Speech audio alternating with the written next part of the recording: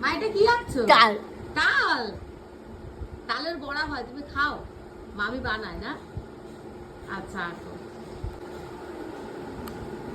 এইবার রিতিশা আবার রং করতে শুরু করেছে।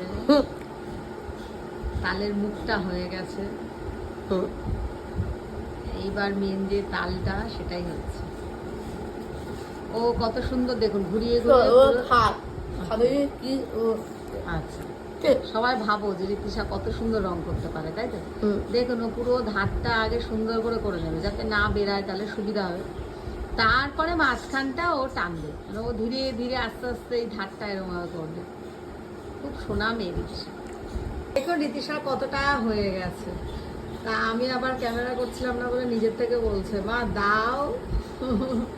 আসলে যেহেতু আমি বড় ভিডিও তো বানাই না, ছোট ছোট রিলস গুলো বেশি করি। বড় হবে এবার আগে পুরো